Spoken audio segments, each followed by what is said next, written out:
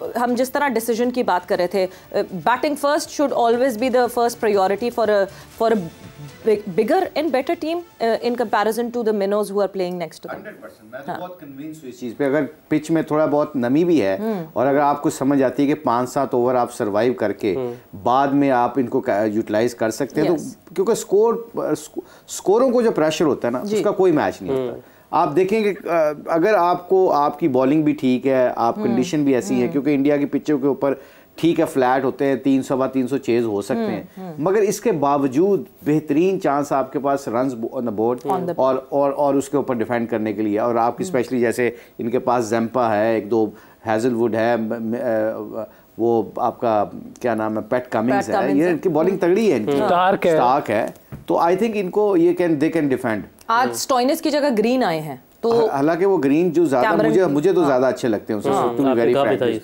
उसका ज्यादा टैलेंटेड है, उसकी बेसिक्स ज्यादा तगड़ी हैं। सो आई थिंक ये ऐसी टीमों के खिलाफ हमेशा कभी चांस लेना नहीं चाहिए, क्योंकि ये जब बैटिंग करते हैं ना, तो जब 150 भी करेंगे ना आप इनके खिलाफ, तो somehow the other they don't know how to get that 150।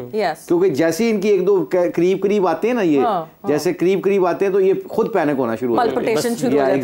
यही हम नहीं कर सके, जिसका जो हमने सोचा था कि हम भी ऐसा करेंगे, पहले बैटिंग करेंगे, अफगानिस्तान कहीं ना कहीं प्रेशर में आ जाएगी। अच्छा, दोनों एंड से यूसुफ भाई देख रहे हैं कि स्पिनर्स लगाए हैं उन्होंने, स्टार्ट स्पिनर्स के साथ ही किया, इसकी क्या वजह हो सकती है?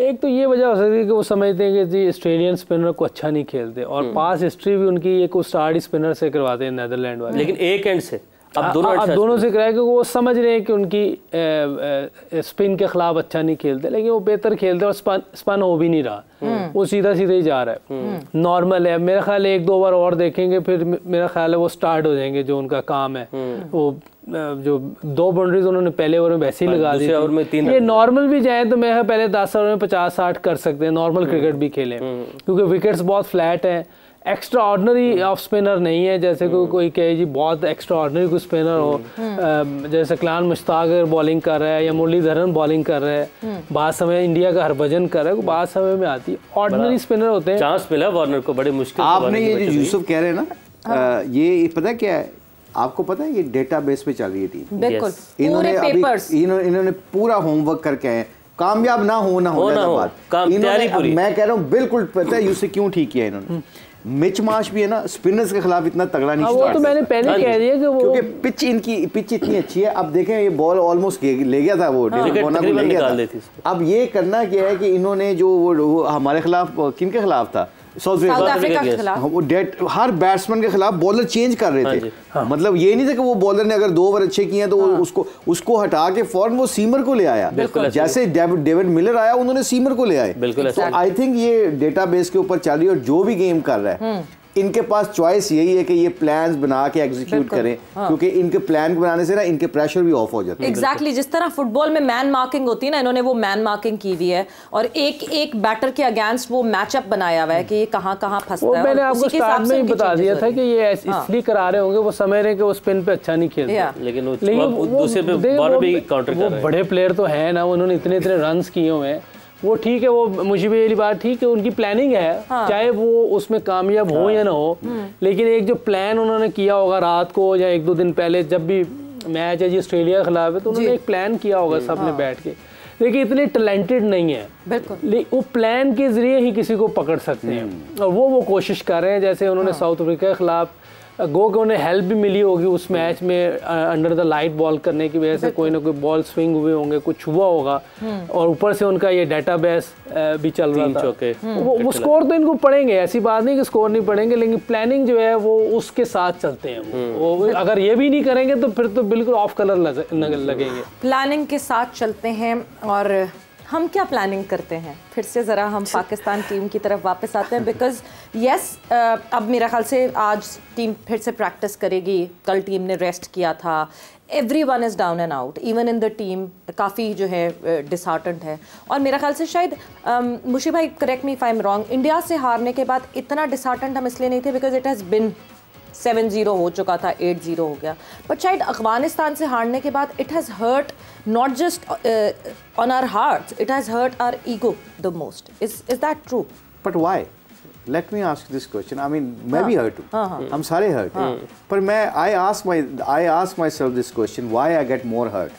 The reason behind that, then I get very satisfied actually. जो मुझे अपनी ज़ात से आंसर मिला वो पता है क्या था, कि 5 दफ़ा वो 5 मैच खेलने हैं रिसेंटली हमारे क्लब, 5 दफ़ा गेम ले गए हमारे यहाँ, ठीक है, अपनी गलतियों की वजह से, ठीक है। हमने कभी रियलाइजेशन नहीं करते कि अगर कोई टीम आपको चैलेंज कर रही है और बार बार चैलेंज कर रही है और आप मिरेकली जीत रहे हैं, इसका मतलब there is something going on. बिल्कुल। तो उसके ऊपर हमने कभी आपने वर्कआउट किया ही नहीं। तो फिर हमारा कसूर इसके लिए है कि I think we not playing brave cricket, to be very honestly speaking. मतलब नबी की उस दिन 7 ओवर में 15 रन पड़े हों, मैं कहता हूँ नबी 5 विकेटें ले जाए, पर he should be on 7 overs, he should be sitting on 70 runs. मतलब उसको 70 रन्स पड़ जाने चाहिए थे। बिल्कुल। जब उसको पड़ेंगे तो जाहिर है राशिद खान भी अंडर प्रेशर आएगा, उनके कप्तान को भी मौका मिलेगा। 2 ओवर देखो ना, स्ट्रेटजी ये होती है कि जब आप कोई ऐसे रेगुलर बॉलर तो नहीं है वो, मतलब इतना मिस्ट्री बॉलर तो नहीं है, अगर उसको मैं फेंटा लगाता हूँ तो मेरे एज ए ऑप्शन कप्तान के पास ये अपना मेन बॉलर लेके आएगा ना। जब वो मेन बॉलर लेके आएगा तो फिर हम उस मेन बॉलर को फिर आराम से कर ले, मैनेज कर ले, जैसे राशिद को हमने मैनेज किया, बहुत अच्छा किया हमने मैनेज राशिद को। हम अदर वे देखा जाए, नूर को हमने 3 विकेटें दे दी। सो हम स्ट्रेटजी जो बना रहे हैं ना, जिस तरह ये नीदरलैंड की बात कर रहे हैं, वो प्लान्स के साथ आते हैं, हो एग्जीक्यूट हो या ना हो, अलग बात है। और दूसरी बात आपने बिल्कुल ठीक की है कि आई थिंक अलार्मिंग सिचुएशन ये है कि आई थिंक पाकिस्तान को एक तो गिव अप नहीं करना चाहिए। मेरा मानना है कि ये देखे क्रिकेट है, क्रिकेट में आप किसी भी टीम को हल्का नहीं समझना चाहिए। पाकिस्तान को अपना इंटेंट चेंज करने की ज़रूरत है, हर सिलेक्शन में, हर चीज़ में। मतलब आप जेन्युइन लड़के खिलाएं और ऐसे लड़के खिलाएं जिसके ऊपर उनको फ्रीडम मिले कि go for it guys, go for it, that's it. I mean they should not be challenging us. इतनी हमारी टीम तगड़ी ज़रूर है कि अफगानिस्तान हमें कभी ज़िंदगी में सोच ना सके कि वो चैलेंज कर सकती है। आपने 6-7 मैचों में ये अंदाज़ा नहीं कराया कि वो चैलेंज कर सकती, क्योंकि हम जीत रहे थे एंड में। तो हम उस जीतने के चक्कर में पता क्या किया, हमने वो चीज़ों को डिस्कस ही नहीं किया, बिल्कुल अंडर द कार्पेट कर दिया। डू यू नो दिस कि anywhere you know after the game और आफ्टर द कि you know like this is alarming situation for any management की तरफ से कि यार अफगानिस्तान हमें चैलेंज कर रही है, हमें बार-बार चैलेंज कर रही है। हमारी बॉलिंग के खिलाफ 300+ रन बना रही है, अगर वो जो हमारी 3 मैचेस की सीरीज हुई थी, तो उस वक्त क्यों नहीं, वो कहते हैं ना घंटियां उस वक्त क्यों नहीं बजी। एग्जैक्टली। और यही था जो मेरा आंसर था कि I think rather than we have to get disappointed, we have to sort things out. बिल्कुल। और इसके लिए मूव ऑन करने के लिए ज़िंदगी बड़ी छोटी सी है, मूव ऑन करते हैं। ये हमारे लड़के हीरोज़ हैं, इनको हमने बैक तो करना ही करना है। थोड़ा सा मैं टाइम रिवाइंड करूँ और मैं आपके उस वक्त के भी तासुरात पूछना चाहती हूँ।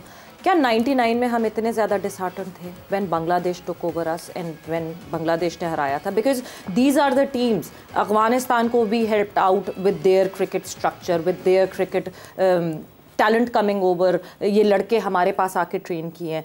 बांग्लादेश को भी helped out during their cricketing times. मतलब बार बार ये कहा जाता है पाकिस्तान वाज द टीम जिसने टेस्ट स्टेटस दिलवाने में बांग्लादेश की मदद की थी। क्या उस वक्त भी इस तरह की कहीं फीलिंग थी 99? यूसुफ और मैं उस ड्रेसिंग रूम का हिस्सा था। यस, इसीलिए मैं यूसुफ की भी राय लूँगा इसमें, आप भी पूछिएगा।